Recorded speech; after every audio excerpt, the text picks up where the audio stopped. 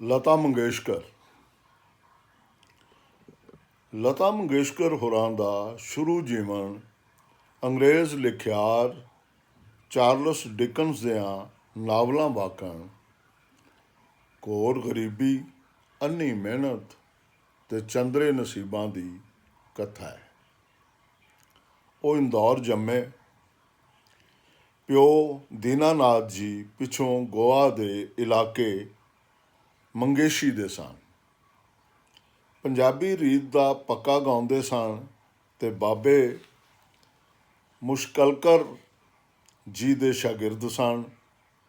ਉਹਨਾਂ ਦੀ ਆਪਣੀ drama company ਸੀ ਜਿਹੜੀ ਮਹਾਰਾਸ਼ਟਰ ਦੇ ਪੂਨਾ, ਕੋਲਾਪੁਰ, ਸਿਤਾਰਾ, ਸੰਗਲੀ ਤੇ ਮਿਰਾਜ ਵਰਗੇ ਵੱਡੇ ਸ਼ਹਿਰਾਂ ਵਿੱਚ ਤੰਬੂ ਨਾਟਕ ਖੇਡਦੀ ਸੀ। ਲਤਾ ਹੋਰੀ 4 ਭੈਣਾਂ ਤੇ 1 ਭਰਾ ਨੇ। ਪਿਓ ਦੇ ਫਰਾਕਲ ਕਸਬ ਪਾਰੋਂ 5 ਬਾਲਾਂ ਦਾ ਜੀਵਨ ਟੱਪਰੀਵਾਸ ਸੀ।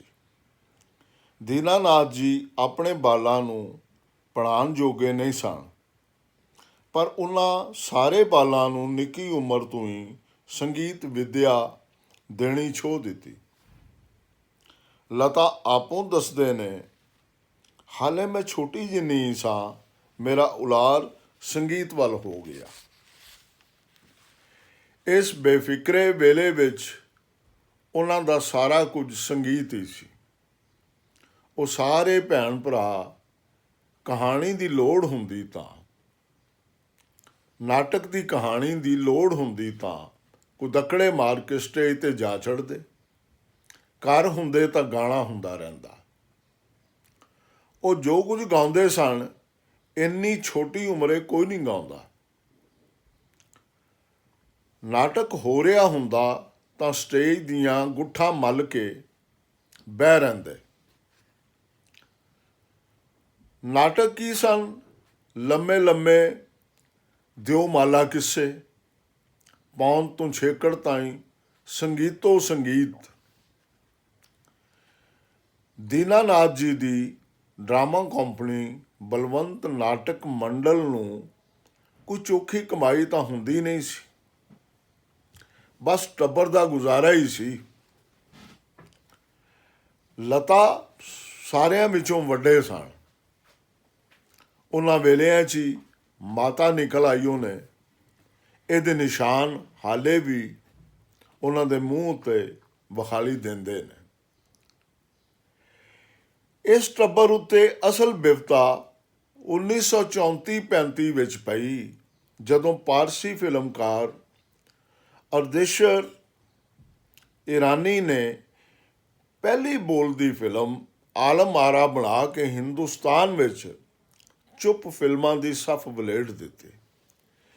ਮਹਾਰਾਸ਼ਟਰ ਤੇ ਬੰਗਾਲ ਦੀਆਂ ਅਣਗਿਣਤ ਨਾਟਕ ਮੰਡਲੀਆਂ ਮੰਡਵੇ ਸਾਵੇਂ ਨਿਸਲ ਹੋਣ ਲੱਗ ਪਈਆਂ।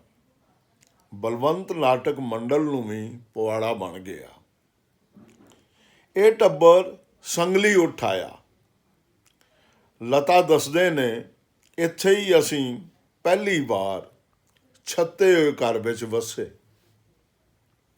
ਸੰਗਲੀ ਵਿੱਚ ਦੀਨਾਨਾਥ ਜੀ ਨੇ ਆਪਣਾ ਖਾਨਦਾਨੀ ਹੱਠ ਕੀਤਾ ਤੇ ਫਿਲਮ ਕੰਪਨੀ ਬਣਾਉਣ ਲਈ ਤ੍ਰੀਮਤ ਦੀਆਂ ਟੂੰਬਾਂ ਗਹਿਣੇ ਪਾ ਦਿੱਤੀਆਂ। ਪਰ ਲੋਕਾਂ ਨੂੰ ਹੁਣ 1930 ਵਾਲਾ ਸਵਾਦ ਰਿਹਾ ਕੋਈ ਨਹੀਂ ਸੀ। ਦੀਨਾਨਾਥ ਦਾ ਕੰਮ ਨਾ ਚੱਲਿਆ। ਉੱਤੋੜ ਉੱਤੀ ਉਹਨਾਂ ਦੇ 4 ਮਰਾਠੀ ਨਾਟਕ ਤੇ 1 ਹਿੰਦੀ ਫਿਲਮ ਅੰਧੇਰੀ ਦੁਨੀਆ ਡੁੱਬ ਗਈ। ਪੈਸਾ ਲਾਉਣ ਵਾਲਾ ਕੋਈ ਲੱਭਦਾ ਨਹੀਂ ਸੀ। ਉਹਨਾਂ ਸ਼ਰਾਬ ਦਾ ਆਸਰਾ ਪਾਲ ਲਿਆ। 1938 ਵਿੱਚ ਉਹਨਾਂ ਦੀ ਫਿਲਮ ਕੰਪਨੀ ਵੀ ਜਾਂਦੀ ਰਹੀ। ਟੱਬਰ ਮੁੜ ਕੇ ਟੱਪਰੀਵਾਸ ਹੋ ਗਿਆ। ਹੁਣ ਉਹਨਾਂ ਦਾ ਵਾਸਾ ਪੂਨੇ ਸੀ। ਆਪਣੇ ਜਿਉਣ ਦੇ ਆਖਰੀ 4 ਵਰ੍ਹੇ ਦੀਨਾਨਾਥ ਜੀ ਨੇ ਆਲ ਇੰਡੀਆ ਰੇਡੀਓ ਪੂਨੇ ਤੋਂ ਗਾਉਂ ਕੇ ਲੰਘਾਏ। ਜਿਹੜੇ 4 ਛਿੱਲੜ ਜੁੜਦੇ ਉਹਨਾਂ ਨਾਲ ਹੀ ਡੰਗ ਟੱਪਦਾ ਰਿਹਾ। 1942 ਵਿੱਚ ਜਦੋਂ ਦੀਨਾਨਾਥ ਅੰਤਲੇ ਸਾਹ ਪੈ ਲੈਂਦੇ ਸਨ, ਉਸ ਵੇਲੇ ਚੌਂ ਭੈਣਾਂ ਤੋਂ ਛੋਟੇ ਹਿਰਦੇ ਨਾਥ ਹੱਡੀਆਂ ਦੀ ਟੀਬੀ ਨਾਲ ਮੰਜੀ 'ਤੇ ਪਏ ਹੋਏ ਸਨ। ਦੀਨਾਨਾਥ ਨੂੰ ਮੋਇਆ ਅਜੇ 8ਵਾਂ ਸੀ ਕਿ ਲਤਾ ਮਾਸਟਰ ਵਿਨਾਇਕ ਰਾਓ ਦੀ ਇੱਕ ਮਰਾਠੀ ਫਿਲਮ ਵਿੱਚ ਕੰਮ ਕਰਨ ਤੇ ਗਾਉਣ ਟੁਰ ਪਏ। ਉਸ ਵੇਲੇ ਉਹਨਾਂ ਦੀ ਉਮਰ 13 ਵਰ੍ਹੇ ਸੀ। ਮਾਸਟਰ ਵਿਨਾਇਕ ਰਾਓ ਮਸ਼ਹੂਰ ਫਿਲਮੀ ਹੀਰੋਇਨ ਨੰਦਾ ਦੇ ਬਾਪ ਸਨ। ਇਸ ਫਿਲਮ ਵਿੱਚ ਲਤਾ ਨੇ ਹੀਰੋਇਨ ਦੀ ਭੈਣ ਦਾ ਪਾਰਟ ਕੀਤਾ ਤੇ 3 ਗਾਣੇ ਵੀ ਗਵੇ। ਆਖਦੇ ਨੇ ਮੇਕਅਪ ਤੇ ਚਾਨਣ ਤੂੰ ਕਰਿਆ ਤਾਂ ਆਉਂਦੀ ਸੀ, ਪਰ ਟੱਬਰ ਨੂੰ ਰੋਟੀ ਵੀ ਤਾਂ ਖਵਾਉਣੀ ਸੀ, ਹੋਰ ਕੋਈ ਰਾਹ ਨਹੀਂ ਸੀ। ਜਿਸ ਦਿਨ ਮੈਂ ਫਿਲਮ ਵਿੱਚ ਕੰਮ ਕਰਨ ਗਈ, ਘਰ ਵਿੱਚ ਬੁਰਕੀ ਵੀ ਨਹੀਂ ਸੀ। ਰੋਟੀ ਲਈ ਲਤਾ ਦਾ ਆਰ ਅਸਲ ਵਿੱਚ ਮਹੀਨਾ ਪਹਿਲੋਂ ਹੀ ਸ਼ੁਰੂ ਹੋ ਗਿਆ ਸੀ। ਉਹਨਾਂ ਨੇ ਫਿਲਮ ਕਤੀ ਹਸਲ ਵਿੱਚ ਇੱਕ ਗਾਣਾ ਗਵਿਆ, ਪਰ ਇਹ ਗਾਣਾ ਕੱਟ ਵੱਢ ਦੀ ਪੇਂਟ ਹੋ ਗਿਆ। ਵਿਨਾਇਕ ਰਾਓ ਉਹਨਾਂ ਉੱਤੇ ਬੜੇ ਰਾਜ਼ੀ ਸਨ। ਉਹਨਾਂ ਨੇ ਲਤਾ ਨੂੰ 60 ਰੁਪਏ ਮਹੀਨੇ 'ਤੇ ਕੰਪਨੀ 'ਚ ਨੌਕਰ ਰੱਖ ਲਿਆ। 1947 'ਚ ਵਿਨਾਇਕ ਰਾਓ ਮੋਏ ਤਾਂ ਉਸ ਵੇਲੇ ਲਤਾ ਹੋਣੀ ਤਰੱਕੀ ਕਰਦੇ 750 ਰੁਪਏ ਤਾਈਂ ਅੱਪੜ ਗਏ ਸਨ। ਇਸੇ ਜ਼ਮਾਨੇ ਹੀ ਕੰਪਨੀ ਬੰਦ ਹੋ ਗਈ। 1945 ਵਿੱਚ ਲਤਾ ਇਸ ਕੰਪਨੀ ਨਾਲ ਹੀ ਬੰਬੇ ਆਏ ਸਨ, ਆਪਣੀ ਖਾਬ ਨਗਰੀ ਵਿੱਚ। ਅੱਜ ਲਤਾ ਪੀਡਰ ਰੋਡ ਉੱਤੇ 20 ਲੱਖ ਦੇ ਜਿਸ ਘਰੇ ਰਹਿੰਦੇ ਨੇ, ਇਸ ਤੋਂ ਥੋੜ੍ਹੀ ਦੂਰ ਹੀ ਨਾਨਾ ਚੌਕ ਵਿੱਚ ਉਹਨਾਂ ਉਸ ਵੇਲੇ ਇੱਕ ਮਕਾਨ ਕਿਰਾਏ 'ਤੇ ਲਿਆ ਸੀ। ਕਿਰਾਇਆ 25 ਰੁਪਏ ਸੀ ਮਹੀਨੇ ਦਾ। ਐਡੇ ਕੁਣਬੇ ਦੀ ਰੋਟੀ ਵਿੱਚੋਂ ਇਹਦੀ ਮਸਾਂ ਹੀ ਗੁੰਜਾਇਸ਼ ਨਿਕਲਦੀ ਸੀ। ਆਸ਼ਾ ਭੋਂਸਲੇ ਵੀ ਉਦੋਂ ਛੋਟੇ ਹੀ ਸਨ। ਘਰ ਦਾ ਖਰਚਾ ਦੀਦੀ ਉੱਤੇ ਹੀ ਸੀ। ਹਿਰਦੇ ਨਾਥ ਅੱਜ ਵੀ ਅਹਿਸਾਨਮੰਦੀ ਨਾਲ ਚੇਤੇ ਕਰਦੇ ਨੇ। ਬੰਬੇ ਸਭ ਤੋਂ ਵੱਡੀ ਗੱਲ ਇਹ ਹੋਈ ਕਿ ਲਤਾ ਜੀ ਦੀ ਪਿੰਡੀ ਬਾਜ਼ਾਰ ਵਾਲੇ ਖਾਨ ਸਾਹਿਬ ਅਮਾਨ ਅਲੀ ਖਾਨ ਨਾਲ ਜਾਣ ਪਛਾਣ ਹੋ ਗਈ। ਇਹ ਪੱਕਾ ਗਾਣਾ ਗਾਉਂਦੇ ਸਨ। ਇਹਨਾਂ ਲਤਾ ਨੂੰ ਸ਼ਾਗਿਰਦ ਕਰ ਲਿਆ। ਗੰਢਾ ਬੰਦੀ ਦੀ ਰਸਮ ਵੀ ਹੋਈ, ਪਰ ਵੰਡ ਵੇਲੇ ਉਸਤਾਦ ਅਮਾਨ ਅਲੀ ਖਾਨ ਸਾਹਿਬ ਪਾਕਿਸਤਾਨ ਟੁਰ ਗਏ।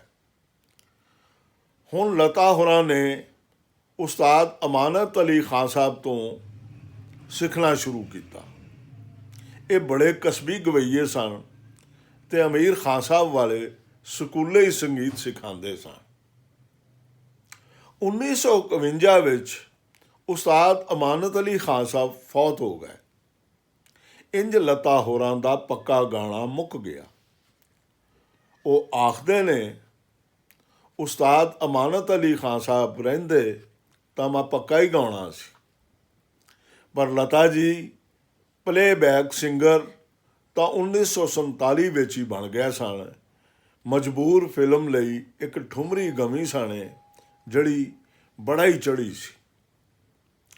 ਮਜਬੂਰ ਫਿਲਮ ਵਿੱਚ ਗਾਉਣ ਦਾ ਜਿਵੇਂ ਢੋਅ ਲੱਗਾ, ਇਹ ਵੀ ਬੜੀ ਸੁਣਨ ਵਾਲੀ ਗੱਲ ਹੈ। ਵਿਨਾਇਕ ਰਾਓ ਵਾਲੀ ਕੰਪਨੀ ਬੰਦ ਹੋਈ ਤਾਂ ਮੰਗੇਸ਼ਕਰ ਟਾਬਰੀ ਮੁੜ ਭੁੱਖ ਦੇ ਮੂੰਹ ਆ ਗਈ। ਲਤਾ ਜੀ ਦੀ ਬੱਝੀ ਟਿਕੀ ਆਮਦਨ ਹੈ ਨਹੀਂ ਸੀ। ਇੱਕ ਐਕਸਟਰਾ ਸਪਲਾਇਰ ਉਹਨਾਂ ਨੂੰ ਮਾਸਟਰ ਗੁਲਾਮ ਹੈਦਰ ਸਾਹਿਬ ਕੋਲ ਲੈ ਗਿਆ। ਮਾਸਟਰ ਗੁਲਾਮ ਹੈਦਰ ਸਾਹਿਬ ਉਸਤਾਦ ਅਮਾਨਤ ਅਲੀ ਖਾਨ ਸਾਹਿਬ ਦੇ ਬੇਲੀ ਤੇ ਸਿਰਮੌਰ ਮਿਊਜ਼ਿਕ ਡਾਇਰੈਕਟਰ ਸਨ। ਲਤਾ ਦੇ ਆਵਾਜ਼ ਦੀ ਲਮਾਨ ਤੇ ਮਿਠਾਸ ਵੇਖੀਓ ਨੇ ਤਾਂ ਫੜਕ ਪੈ। ਉਸੇ ਵੇਲੇ ਲਤਾ ਨੂੰ ਲੈ ਕੇ ਫਿਲਮਸਤਾਨ ਵਾਲੇ ਸੁਬੋਧ ਮੁਖਰਜੀ ਕੋਲ ਅੱਪੜੇ, ਪਰ ਮੁਖਰਜੀ ਨੂੰ ਲਤਾ ਪਸੰਦ ਨਾ ਆਏ। ਅਖੇ ਇਹਦਾ ਬਾਅਦ ਚੀਕਾ ਹੈ। ਕਾਮਣੀ ਕੌਸ਼ਲ ਉੱਤੇ ਜਚਨਾ ਨੇ ਮਾਸਟਰ ਗੁਲਾਮ ਹੈਦਰ ਸਾਹਿਬ ਨੇ ਵੰਗਾਰਿਆ। ਮੈਂ ਇੰਨਾ ਦੱਸ ਦੇਣਾ, ਇਸੇ ਕੁੜੀ ਸਾਰਿਆਂ ਨੂੰ ਲੈ ਬਹਿਣਾ, ਭਾਵੇਂ ਨੂਰਜਹਾਂ ਕਿਉਂ ਨਾ ਹੋਵੇ। ਨੂਰਜਹਾਂ ਉਸ ਵੇਲੇ ਵੀ ਪੂਰੇ ਹਿੰਦੁਸਤਾਨ ਵਿੱਚ ਚੋਟੀ ਉੱਤੇ ਸਨ। ਮਾਸਟਰ ਸਾਹਿਬ ਇੱਥੋਂ ਨਿਕਲੇ ਤੇ ਲਤਾ ਹੋਰਾਂ ਨੂੰ ਬੰਬੇ ਟਾਕੀਜ਼ ਸਟੂਡੀਓ ਮਿਲਾਦ ਲੈ ਟੁਰੇ। ਗੁਰਗਾਉਂ ਸਟੇਸ਼ਨ 'ਤੇ ਉਹਨਾਂ ਨੇ ਲਤਾ ਹੋਰਾਂ ਨੂੰ ਉਹ ਮੁਖਰਜੀ ਨੂੰ ਸੁਣਾਇਆ ਗਾਣਾ ਮੁੜ ਗਾਣ ਦਾ ਆਖਿਆ, ਬੁਲਬੁਲੋ ਮਤ ਰੋਵੋ। ਨਾਲ ਮਾਸਟਰ ਸਾਹਿਬ ਨੇ 555 ਦੇ ਡੱਬੇ ਉੱਤੇ ਤਾਲ ਦੇਣੀ ਛੋਈ। ਸਟੇਸ਼ਨ 'ਤੇ ਨਿਰਾ ਰੌਲਾ ਸੀ। ਗੱਡੀਆਂ ਦੀਆਂ ਸੀਟੀਆਂ, ਖਾਂਚੇ ਵਾਲਿਆਂ ਦੀਆਂ ਹਾਕਰਾਂ, ਉੱਤੋਂ ਟੀਨ ਦੀ ਛੱਤ ਉੱਤੇ ਮੀਂਹ ਦੀ ਵਾਛੜ। ਪਰ ਹੈਦਰ ਸਾਹਿਬ ਗਾਣੇ ਵਿੱਚ ਡੁੱਬੇ ਹੋਏ ਸਨ। ਗਾਣਾ ਮੁੱਕਿਆ ਤੇ ਮਾਸਟਰ ਗੁਲਾਮ ਹੈਦਰ ਸਾਹਿਬ ਚੁੱਪ ਕੀਤੀ ਰਹਿ, ਮੂੰਹੋਂ ਇੱਕ ਲਫ਼ਜ਼ ਨਾ ਕੂਏ। ਠੀਕ ਘੰਟੇ ਮਗਰੋਂ ਲਤਾ ਇਹੋ ਗਾਣਾ ਫਿਲਮ ਮਜਬੂਰ ਲਈ ਪੈ ਗਾਉਂਦੇ ਹੋਵਣ ਬੰਬੇ ਟਾਕੀਜ਼ ਦੇ ਰਿਕਾਰਡਿੰਗ ਰੂਮ ਵਿੱਚ। ਬਸ ਫਿਰ ਮੈਂ ਪਿਛਾ ਨਹੀਂ ਵੇਖਿਆ। ਲਤਾ ਬੜੇ ਮਾਣ ਨਾਲ ਲਾਲ ਸੂਏ ਹੁੰਦੇ ਚੇਤੇ ਕਰਦੇ। 32 ਮਿੰਟਾਂ ਦੀ ਟੇਕ ਹੋਈ। ਮਾਸਟਰ ਗੁਲਾਮ ਹੈਦਰ ਸਾਹਿਬ ਇੱਕ ਨਵੀਂ ਗਵਈਆ ਲਿਆਇਆ ਏ ਵੇਖਣ ਲਈ। ਹੁਸਨ ਲਾਲ ਭਗਤ ਰਾਮ, ਅਨਿਲ ਬਿਸਵਾਸ, ਨੁਸ਼ਾਦ ਤੇ ਖੇਮ ਚੰਦਰ ਪ੍ਰਕਾਸ਼ ਸਾਰੇ ਬੁਲਾਵਾ ਮਿਊਜ਼ਿਕ ਡਾਇਰੈਕਟਰ ਰਿਹਰਸਲ ਰੂਮ ਵਿੱਚ ਆ ਜੁੜੇ। ਮਾਸਟਰ ਗੁਲਾਮ ਹੈਦਰ ਤੋਂ ਮਗਰੋਂ ਨੌਸ਼ਾਦ ਦੂਜੇ ਮਿਊਜ਼ਿਕ ਡਾਇਰੈਕਟਰ ਸਨ, ਜਿਨ੍ਹਾਂ ਨੇ ਲਤਾ ਨੂੰ ਫਿਲਮ ਅੰਦਾਜ਼ ਦੇ ਗਾਣੇ ਦਿੱਤੇ। ਇਸ ਫਿਲਮ ਕਾਮਯਾਬੀ ਦੀਆਂ ਬਾਰੀਆਂ ਭੰਨ ਦਿੱਤੀਆਂ। ਭਗਤ ਰਾਮ ਨੇ ਫਿਲਮ ਬੜੀ ਬਹਿਨ ਲਈ ਗਵਾਇਆ। ਇਹ ਫਿਲਮ ਵੀ ਬੜਾ ਚੜੀ। ਫਿਰ ਸ਼ੰਕਰ ਜੈ ਕਿਸ਼ਨ ਦੀ ਬਰਸਾਤ ਆਈ। ਜੀਆ ਬੇਕਰਾਰ ਹੈ ਤੇ ਸ਼ੰਕਰ ਦੇ ਲਫ਼ਜ਼ਾਂ ਵਿੱਚ ਸੰਨ 48 ਦੀ ਇਹ ਬਰਸਾਤ ਅੱਜ ਤਾਈਂ ਲੱਗੀ ਹੋਈ। ਲਤਾ ਦੀਆਂ ਧੁੰਮਾਂ ਤੇ ਪੈ ਗਈਆਂ, ਪਰ ਰੁਪਏ ਪੈਸੇ ਵੱਲੋਂ ਅਜੇ ਵੀ ਹੱਥ ਸੌਖਾ ਨਹੀਂ ਸਨ। ਜੀਆ ਬੇਕਰਾਰ ਉਹਨਾਂ ਨੇ 200 ਰੁਪਈਆਂ 'ਤੇ ਗਵਿਆ ਸੀ, ਤੇ ਫਿਰ ਕਿੰਨੇ ਹੀ ਵਰੇ ਉਹ 400 ਦੇ ਗਾਉਂਦੇ ਰਹੇ। ਉਦੋਂ ਹਰ ਗਾਣੇ ਦੀ 15 ਦਿਨ ਤਾਈਂ ਰਿਹਰਸਲ ਹੀ ਹੁੰਦੀ ਸੀ, ਤੇ ਫਿਰ ਕਿਤੇ ਜਾ ਕੇ ਅੱਧਾ ਦਰਜਨ ਰੀਟੇਕਾਂ ਮਗਰੋਂ ਫੀਤੇਬੰਦੀ ਨਿਬੜਦੀ ਸੀ। ਲਤਾ ਦੱਸਦੇ ਨੇ ਬੜੇ ਔਖੇ ਦਿਹਾੜੇ ਸਨ। ਸਾਰਾ ਦਿਨ ਸਟੂਡੀਓ ਗਾਉਂਦੇ ਫਿਰਨਾ।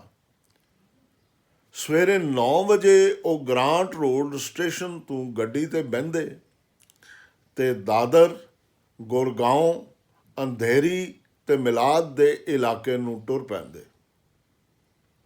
ਸਾਰੇ ਸਟੂਡੀਓ ਇਸੇ ਇਲਾਕੇ ਵਿੱਚ ਹੀ ਹੁੰਦੇ ਸਨ। ਇੱਕ ਸ਼ਿਫਟ ਇੱਥੇ ਤੇ ਦੂਜੀ ਉੱਥੇ। ਸਾਰਾ ਦਿਨ ਹੀ ਭੱਜਦਿਆਂ ਫਿਰਦੇ। ਕੰਟੀਨ ਦੀ ਰੋਟੀ ਤੇ ਟੈਕਸੀ ਦੀ ਸਵਾਰੀ ਵੱਡੀ ਅਯਾਸ਼ੀ ਸੀ ਉਨੀ ਦਿਨੀ। ਚੰਗੇ ਸੋਤੇ ਘਰ ਜਾਣ ਲਈ ਟਰਾਮ ਫੜਦੇ। ਰਾਹ ਵਿੱਚ ਅੱਖ ਲੱਗ ਜਾਂਦੀ। ਕਈ ਵਾਰੀ ਸੁੱਤੇ ਟਰਮੈਨਸ ਅੱਪੜ ਜਾਂਦੇ। ਸਫਾਈ ਵਾਲਿਆਂ ਦੇ ਹਲੂਣਿਆਂ ਜਾਗਦੇ, ਫਿਰ ਕਿਤੇ ਘਰ ਆਉਂਦੇ। ਲਤਾ ਕਹਿੰਦੇ ਨੇ ਬੰਬੇ ਉਦੋਂ ਗੰਦਾ ਨਹੀਂ ਸੀ। ਫਿਲਮਕਾਰ ਬਾਸੂ ਭੱਟਾਚਾਰੀਆ ਆਖਦੇ ਨੇ ਲਤਾ ਮੰਗੇਸ਼ਕਰ ਦੀ ਕਹਾਣੀ ਇੱਕ ਤਗੜਾ ਫੈਮਿਨਿਸਟ ਸਕ੍ਰਿਪਟ ਹੈ। ਨਰ ਪ੍ਰਧਾਨ ਵਸੇਬ ਵਿੱਚ ਇਕੱਲੀ ਅਕਾਰੀ ਨਾਰ ਦਾ ਆਪਣੀ ਸੁੰਜਾਣ ਬਣਾਉਣ ਲਈ ਘੁਲਣ ਤੇ ਓੜਕ ਪੁੱਗ ਜਾਵਣ। ਕਲ ਕਲਾਂ ਦੇ ਇੱਕ ਮਸ਼ਹੂਰ ਮਿਊਜ਼ਿਕ ਡਾਇਰੈਕਟਰ ਜਿਹੜੇ ਹੁਣ ਦਿੱਲੀ ਰਹਿੰਦੇ ਨੇ ਆਖਦੇ ਨੇ ਸਾਡੇ ਬਹੁਤ ਸਾਰੇ ਮਿਊਜ਼ਿਕ ਡਾਇਰੈਕਟਰ ਭਰਾਵਾਂ ਲਤਾ ਨਾਲ ਸਾਡੇ ਬਹੁਤ ਸਾਰੇ ਮਿਊਜ਼ਿਕ ਡਾਇਰੈਕਟਰ ਭਰਾ ਲਤਾ ਨਾਲ ਇੰਜ ਵਰਤਦੇ ਸਨ ਜਿਵੇਂ ਉਹ ਉਹਨਾਂ ਦੀ ਜ਼ਾਤੀ ਮਲਕੀਅਤ ਹੋਵੇ। ਇਹ ਕਾਰ ਜੇ ਸਾਡੇ ਨਾਲ ਹੁੰਦੀ ਤਾਂ ਅਸੀਂ ਤੇ ਖਬਰੇ ਪਾਗਲ ਹੀ ਹੋ ਜਾਂਦੇ, ਤੇ ਕਈ ਤਾਂ ਸੱਚੀ ਮੁੱਚੀ ਪਾਗਲ ਹੋਣ ਤੋਂ ਵੀ ਅਗੇਰੇ ਜਾ ਪੜੇ ਨੇ। ਮਿਊਜ਼ਿਕ ਡਾਇਰੈਕਟਰ ਸੀ ਰਾਮਚੰਦਰ ਕਦੀ ਲਤਾ ਦੇ ਗੂੜੇ ਸੱਜਣ ਸਨ। ਅੱਜ ਉਹਨਾਂ ਨੂੰ ਮਾਣਮਤੀ, ਬੇਕਿਰਕ ਤੇ ਬੰਜਰ ਜ਼ਨਾਨੀ ਆਖਣੋਂ ਨਹੀਂ ਟਲਦੇ। ਕਹਿੰਦੇ ਨੇ ਲਤਾ ਸੜੋਕਲ ਹੈ, ਕਿਸੇ ਹੋਰ ਸਿੰਗਰ ਨੂੰ ਵੇਖ ਨਹੀਂ ਸਿਖਾਉਂਦੀ, ਕਲਾਕਾਰ ਘੱਟ ਤੇ ਵਪਾਰਨ ਚੋਖੀ। ਜਿਹੜੇ ਪਾਰਕ ਲਤਾ ਤੋਂ ਦਿੱਪੇ ਰਾਮਚੰਦਰ ਜੀ ਵਾਲੀ ਲੀਏ ਹੀ ਚੜ੍ਹੇ ਨੇ, ਗੁਮਨਾਮੀ ਓਲਿਓਂ ਲਤਾ ਨੂੰ ਤੀਰੀ ਲੇਖ ਕਰਨ ਤੇ ਲੱਗੇ ਰਹਿੰਦੇ ਨੇ। ਲਤਾ ਉੱਤੇ ਵੱਡਾ ਦੋਸ਼ ਖਾਰ ਤੇ ਸ਼ਰੀਕੇਬਾਜ਼ੀ ਦਾ ਹੈ। ਅਹੇ ਜ਼ਰਾ ਕੋਈ ਸ਼ਰੀਕ ਬਣਦਾ ਦਿਸੇ ਤਾਂ ਐਸੀਆਂ ਗੁੱਝੀਆਂ ਸੱਟਾਂ ਮਾਰਦੇ ਨੇ ਕਿ ਅਗਲਾ ਫੋਕ ਵਾਗਣ ਫਿਲਮਾਂ ਤੋਂ ਬਾਹਰ ਜਾ ਪੈਂਦਾ। ਲਤਾ ਨੇ ਇੱਕ ਵਾਰਾਂ ਟੈਲੀਵਿਜ਼ਨ ਤੇ ਕਿਹਾ ਸੀ, ਆਉਣ ਵਾਲੀ ਤਾਕਤ ਨੂੰ ਕੋਈ ਨਹੀਂ ਡੱਕ ਸਕਦਾ। ਪਰ ਸਿਠਿਆਰਾਂ ਮੁਜਬ ਵਾਣੀ ਜੈਰਾਮ, ਰੂਨਾ ਲੈਲਾ, ਸੁਲਕਸ਼ਣਾ ਪੰਡਤ, ਪ੍ਰੀਤੀ ਸਾਗਰ ਤੇ ਹੇਮਲਤਾ ਜਿਹੀਆਂ ਸਿੰਗਰਾਂ ਨੂੰ ਅੱਗੇ ਵਧਣ ਤੋਂ ਡੱਕਣ ਵਾਲੇ ਵੀ ਇਹੋ ਲਤਾ ਹੀ ਸਨ। ਵਾਣੀ ਜੈਰਾਮ ਤੋਂ ਬਿਨਾਂ ਕਿਸੇ ਸ਼ਰੀਕਣੀ ਦਾ ਜਿਗਰਾ ਨਹੀਂ ਪਿਆ ਲਤਾ ਨੂੰ ਦੁਨੀਆ ਸਾਹਮਣੇ ਛੱਟੇ। ਅੰਦਰ ਖਾਨੇ ਭਾਵੇਂ ਸਾਰੀਆਂ ਹੀ ਲਤਾ ਹੋਰਾਂ ਨੂੰ ਨਿੰਦਦੀਆਂ ਨਹੀਂ ਥੱਕਦੀਆਂ। ਇੱਕ ਆਖਦੇ ਨੇ ਲਤਾ ਬੜੀ ਮਕਰਨ ਹੈ। ਪਹਿਲਾਂ ਤਾਂ ਨਵੀਆਂ ਸਿੰਗਰਾਂ ਨੂੰ ਮਿਊਜ਼ਿਕ ਡਾਇਰੈਕਟਰਾਂ ਨਾਲ ਆਪ ਮਿਲਵਾਉਂਦੇ ਨੇ ਬਈ ਕੋਈ ਸ਼ਰੀਕਾ ਕਰਨ ਦਾ ਮਿਹਣਾ ਨਾ ਮਾਰੇ, ਮੁੜ ਆਪ ਹੀ ਮਿਊਜ਼ਿਕ ਡਾਇਰੈਕਟਰਾਂ ਦੀਆਂ ਤਾਰੀਖਾਂ ਕੱਟ ਦਿੰਦੇ ਨੇ। ਗੁਪਤ ਸੁਨੇਹੇ ਟੋਰਦੇ ਨੇ ਲਤਾ ਨੂੰ ਮਨਾਉਣਾ ਜੇ ਤਾਂ ਨਵੇਂ ਸਿੰਗਰ ਨਾ ਗਾਣ ਦਿਓ। ਗੁਪਤ ਸੁਨੇਹੇ ਟੋਰਦੇ ਨੇ ਲਤਾ ਨੂੰ ਮਨਾਉਣਾ ਜੇ ਤਾਂ ਨਵੀਂ ਸਿੰਗਰ ਨੂੰ ਨਾ ਗਾਣ ਦਿਓ। ਇਹਨਾਂ ਗੱਲਾਂ ਦਾ ਸਬੂਤ ਤੇ ਕੋਈ ਨਹੀਂ, ਪਰ ਵੇਖਣ ਵਿੱਚ ਆਉਂਦਾ ਹੈ ਵਾਣੀ ਜੈਰਾਮ ਨੇ ਹਰੀਸ਼ ਕੇਸ਼ ਮੁਖਰਜੀ ਦੀ ਫਿਲਮ ਗੁੱਡੀ ਵਿੱਚ ਬੋਲੇ ਰੇ ਪਪੀਹਾ ਗਵਿਆਂ ਤਾਂ ਉਹਦਾ ਨਾਮ ਬੜਾ ਚੜ੍ਹਿਆ। ਉਦੋਂ ਹੀ ਉਹਨੂੰ ਸਮਝ ਲੱਗ ਗਈ ਭੋਏ ਉਹਨਾਂ ਦੇ ਪੈਰਾਂ ਥੱਲਿਓਂ ਤਿਲਕਦੀ ਜਾਂਦੀ। ਉਤੋਂ ਕਬੀਰਾ ਗੁਨਾਹ ਇਹ ਹੋਇਆ ਗੁਲਜ਼ਾਰ ਦੀ ਫਿਲਮ ਮੀਰਾ ਦੇ ਭਜਨ ਵੀ ਗਾਉਣ ਦਿੱਤੀ ਉਹਨੇ। ਹੋਈ ਇੰਜ ਪਈ ਲਤਾ ਨੇ ਇਸ ਫਿਲਮ ਦਾ ਮਿਊਜ਼ਿਕ ਭਰਾ ਨੂੰ ਦਿਵਾਉਣਾ ਸੀ। ਗੁਲਜ਼ਾਰ ਨੇ ਪੰਡਤ ਰਵੀ ਸ਼ੰਕਰ ਮਿਊਜ਼ਿਕ ਡਾਇਰੈਕਟਰ ਲੈ ਲਏ। ਲਤਾ ਗਾਣੋਂ ਇਨਕਾਰੀ ਹੋ ਗਏ। ਵਾਣੀ ਜੈਰਾਮ ਮੀਰਾ ਦੇ ਗਾਣੇ ਤਾਂ ਗਾਉ ਲੈ, ਪਰ ਅੱਗੇ ਉਹਨਾਂ ਨੂੰ ਕਿਸੇ ਨਾ ਪੁੱਛਿਆ।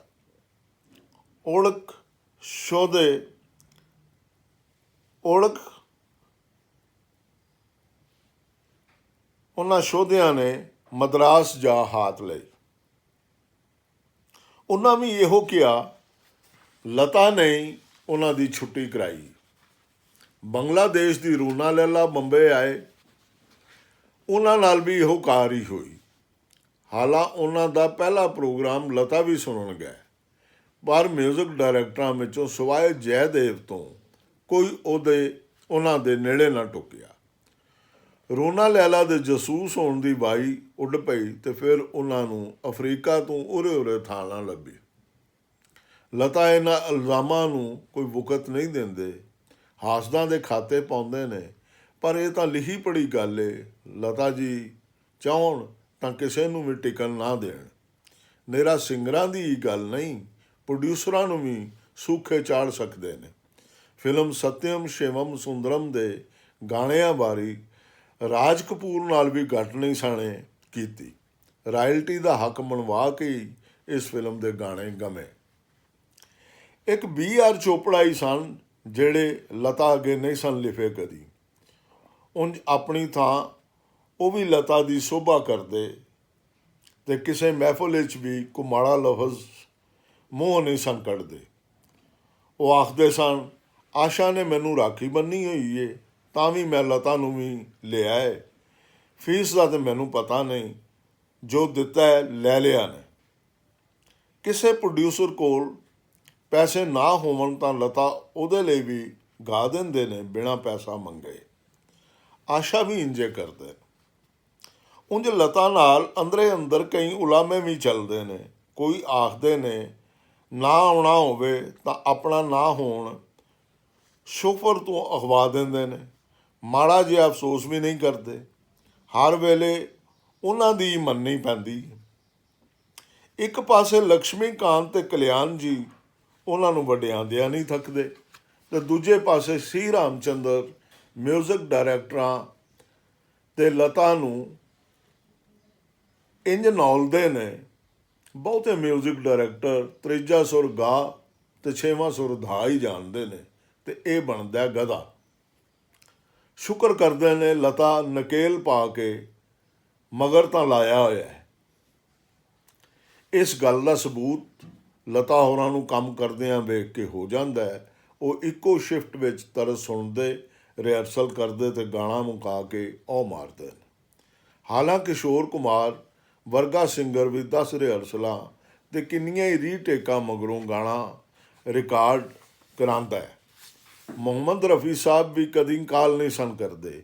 ਜਿਸ ਹਿਸਾਬ ਨਾਲ ਲਤਾ ਗਾਉਂਦੇ ਨੇ, ਇਹਦੇ ਨਾਲ ਪ੍ਰੋਡਿਊਸਰਾਂ ਦੇ ਢੇਰਾਂ ਪੈਸੇ ਬਚ ਰਹਿੰਦੇ ਨੇ। ਜਿੱਥੋਂ ਤਾਈਂ ਲਤਾ ਦੇ ਆਵਾਜ਼ ਅਤੇ ਗਾਣੇ ਦੀ ਗੱਲ ਏ ਤਾਂ ਉਹ ਥੱਲੜੇ ਸਪਤਕ ਤੋਂ ਲੈ ਕੇ ਉਤਲੇ ਸਪਤਕ ਤਾਈਂ ਇੱਕੋ ਜਿਹਾ ਗਾਉਂਦੇ ਨੇ। ਮਜਾਲ ਏ ਆਵਾਜ਼ ਥੋੜ੍ਹੇ ਥਿੜੇ। RD ਬਰਮਨ ਆਖਦੇ ਨੇ ਲਤਾ ਹੋਰਾਂ ਦਾ ਸਾਰਾ ਗਾਣਾ ਮਰਦਾਵੇਂ ਅੰਗ ਦਾ ਹੈ। ਇੰਜ ਦਾ ਗਾਣਾ ਕਦੀ ਸ਼ਮਸ਼ਾਦ ਬੇਗਮ ਦਾ ਆਉਂਦਾ ਸੀ। ਲਤਾ ਹੋਰਾਂ ਦੇ ਘੋਲ ਦਾ ਸਿੱਟਾ ਹੈ। ਸਿੰਗਰਾਂ ਦੇ ਮੁਆਵਜ਼ੇ 5 ਹਿੱਸਿਆਂ ਤਾਈਂ ਅਪੜੇ ਹੋਏ ਨੇ, ਅਤੇ ਉਹ ਰਿਕਾਰਡਿੰਗ ਕੰਪਨੀਆਂ ਤੋਂ ਆਪਣੇ ਹਰ ਰਿਕਾਰਡ ਦੀ ਰਾਇਲਟੀ ਵੀ ਲੈਂਦੇ ਨੇ। ਨਹੀਂ ਤਾਂ ਪ੍ਰੋਡਿਊਸਰ ਇਹ ਰਾਇਲਟੀ ਪਹਿਲਾਂ ਕਿਦੋਂ ਦਿੰਦੇ ਸਨ। ਲਤਾ ਜੇ ਮਸ਼ਹੂਰੀ ਕਮਾਈ ਏ ਅਤੇ ਇਹਦੀ ਸਾਂਭ ਵੀ ਕੀਤੀ ਨੇ। ਉਹਨਾਂ ਨੇ ਆਪਣੇ ਦੁਆਲੇ ਕੜਾ ਜਿਹਾ ਮਾਰਿਆ ਹੋਇਆ, ਜਿਹਦੇ ਅੰਦਰ ਉਹ ਭਗਤਣੀ ਜਾਪਦੇ ਨੇ। ਲੋਕਾਂ ਦੀਆਂ ਨਜ਼ਰਾਂ ਵਿੱਚ ਉਹ ਅੱਜ ਵੀ ਮੀਰਾਂ ਬਾਈ ਏ। ਬਾਈ ਨੇ ਚਿੱਟੀ ਸਾੜੀ, ਚਿੱਟਾ ਵੈਨਿਟੀ ਬੈਗ, ਚਿੱਟੀ ਅੰਬੈਸੀਡਰ ਗੱਡੀ, ਹਫ਼ਤੇ ਵਿੱਚ ਇੱਕ ਵਾਰੀ ਮਹਾਲਕਸ਼ਮੀ ਮੰਦਰ ਵੀ ਜਾਣਾ ਹੋਇਆ। ਮੁਲਕੋਂ ਬਾਹਰ ਹੋਵਣ ਤਾਂ ਇਸ ਮਖੌਟਿਓਂ ਵੀ ਨਿਕਲ ਆਉਂਦੇ ਨੇ। ਦਿੱਲੀਓਂ ਸ਼ਿਕਾਗੋ ਵਿਆਹੀ ਸ਼ਾਂਤਾ ਆਨੰਦ ਦੱਸਦੀ ਏ, ਉਹਨੇ ਲਤਾ ਨੂੰ ਲਾਸ ਵੇਗਾਸ ਦੇ ਜੂਏ ਘਰਾਂ ਵਿੱਚ ਪੈਸੇ ਹਾਰਦਿਆਂ ਵੀ ਡਿੱਠਾ ਅਤੇ ਨਿਊਯਾਰਕ ਦੇ ਬੰਬੇ ਰੈਸਟੋਰੈਂਟ ਵਿੱਚ ਖਾਣ ਪੀਣ ਦਾ ਆਨੰਦ ਮਾਣਦਿਆਂ ਵੀ। ਹੋਰ ਤੇ ਹੋਰ ਉਹ ਰੰਗਦਾਰ ਸਾੜੀ ਵਿੱਚ 52ਵੀਂ ਗਲੀ ਦੇ ਇਲਾਕੇ ਵਿੱਚ ਵੀ ਗੱਡੀ ਉਡਾਈ ਜਾਂਦੇ ਵੇਖੇ ਗਏ ਨੇ। ਸ਼ਾਂਤਾ ਦੀਆਂ ਇਹ ਗੱਲਾਂ ਅਨਹੋਣੀਆਂ ਤਾਂ ਜਾਪਦੀਆਂ ਨੇ, ਪਰ ਖੁਸ਼ੀ ਵੀ ਹੁੰਦੀ ਏ। ਭਾਵੇਂ ਅਮਰੀਕਾ ਜਾ ਕੇ ਹੀ ਸਹੀ, ਲਤਾ ਹੋਰਾਂ ਨੇ ਉਛਾੜ ਤਾਂ ਲਾਏ ਨੇ। ਲਤਾ ਨੇ ਆਪਣੇ ਮੂੰਹੋਂ ਕਦੀ ਨਹੀਂ ਦੱਸਿਆ ਉਹ ਆਪਣਾ ਮੀਰਾ ਬਾਈ ਲੱਗਣ ਨਹੀਂ ਗੁਆਚਣ ਦਿੰਦੇ। ਬੰਬੇ ਫਿਲਮ ਪ੍ਰੈਸ ਉਹਨਾਂ ਕਦੀ ਨੇੜੇ ਨਹੀਂ ਆਉਣ ਦਿੱਤੀ। ਉਹਨਾਂ ਦੇ ਯੋਗਾ ਕਰਦਿਆਂ ਦੀ ਤਸਵੀਰ ਵੀ ਨਹੀਂ ਕੋਈ ਛਿੱਕ ਸਕਿਆ। ਆਪਣਾ ਦਮ ਪੁਖਤ ਰੱਖਣ ਲਈ ਉਹ ਰੋਜ਼ ਬਿਨਾਂ ਨਾਗਾ ਯੋਗਾ ਕਰਦੇ ਨੇ, ਤਾਂ ਹੀ ਤਾਂ ਉਹ ਕਿੰਨਾ ਕਿੰਨਾ ਗਾਣਾ ਗਾ ਜਾਂਦੇ ਨੇ ਅਤੇ ਸਾਹ ਨਹੀਂ ਚੜ੍ਹਦਾ। ਲਤਾ ਹੋਰਾਂ ਨੇ ਤੁਲਸੀਦਾਸ ਸ਼ਰਮਾ ਤੋਂ ਸੰਗੀਤ ਸਿੱਖਣ ਦਾ ਵੀ ਕਦੀ ਭੋਗ ਨਹੀਂ ਪਾਇਆ। ਹਾਲਾਂ ਉਹ ਰੋਜ਼ ਸਵੇਰੇ 1.5 ਘੰਟਾ ਲਾਉਂਦੇ ਨੇ, ਛੜਾ ਇਸ ਲਈ ਕਿ ਲੋਕ ਇਹ ਨਾ ਆਖਣ ਲਤਾ ਕਿਸੇ ਤੋਂ ਗਾਣਾ ਵੀ ਸਿੱਖਦੇ ਨੇ। ਲਤਾ ਮੰਗੇਸ਼ਕਰ ਬੰਬੇ ਦੀ ਰੌਲ ਗੌਲ ਦੁਨੀਆ ਤੋਂ ਵੱਖ ਰਹਿੰਦੇ ਨੇ, ਬੋਲਦੇ ਬੜਾ ਹੀ ਘੱਟ ਨੇ। ਕਈ ਵਰ੍ਹਿਆਂ ਤੋਂ ਰਾਜ ਸਿੰਘ ਡੂੰਗਰਪੁਰ ਨਾਲ ਯਾਰੀ ਨੇ। ਇਹ ਰਾਜਸਥਾਨ ਦੇ ਸ਼ਾਹੀ ਟੱਬਰ ਵਿੱਚੋਂ ਹੈ ਅਤੇ ਕ੍ਰਿਕਟ ਦਾ ਕਮੈਂਟੇਟਰ ਹੈ। ਲਤਾ ਹੋਰਾਂ ਦੇ ਵੇਲੇ ਦਾ ਸਾਰਾ ਹਿਸਾਬ ਕਿਤਾਬ ਇਹਨਾਂ ਦੇ ਹੱਥ ਵਿੱਚ ਹੀ ਹੁੰਦਾ ਹੈ। ਤਾਰੀਖਾਂ ਦੇਣੀਆਂ, ਪੱਕੀਆਂ ਕਰਨੀਆਂ, ਸਾਰਾ ਕੁਝ ਇਹਨਾਂ ਹੀ ਕਰਨਾ ਹੁੰਦਾ ਹੈ। ਬਾਹਰ ਦੇ ਦੌਰਿਆਂ 'ਤੇ ਵੀ ਨਾਲ ਇਹੋ ਹੀ ਹੁੰਦੇ ਨੇ। ਅਖਬਾਰਾਂ ਵਿੱਚ ਇਸ ਸਾਥ ਬਾਰੇ ਕਦੀ ਕੁਝ ਛਪੇ ਤਾਂ ਇਹ ਕੋਈ ਜਵਾਬ ਨਹੀਂ ਦਿੰਦੇ। ਲਤਾ ਦੀ ਹਸਤੀ ਦਾ ਕਮਾਲ ਹੈ, ਬੰਬੇ ਦੇ ਪੇਸ਼ਾਵਰ ਭੰਡਾਂ ਨੂੰ ਵੀ ਜੁਰਤ ਨਹੀਂ ਹੋਈ ਕਦੀ ਇਸ ਸਾਂਗੇ ਬਾਬਤ ਕੁਝ ਆਖਣ ਦੀ। ਫਿਲਮੀ ਕਾਕਟੇਲ ਪਾਰਟੀਆਂ ਵਿੱਚ ਕੋਈ ਗੱਲ ਹੋਵੇ ਵੀ ਤਾਂ ਰਾਤ ਦੇ ਨਾਲ ਬਾਤ ਵੀ ਆਈ ਗਈ ਹੋ ਜਾਂਦੀ ਹੈ। ਸੁਮੀਤ ਮਿੱਤਰਾ, ਇੰਡੀਆ ਟੂਡੇ, ਦਿੱਲੀ, ਫਰਵਰੀ 1981। ਪੰਚਮ ਕਿਤਾਬ ਲੜੀ 4।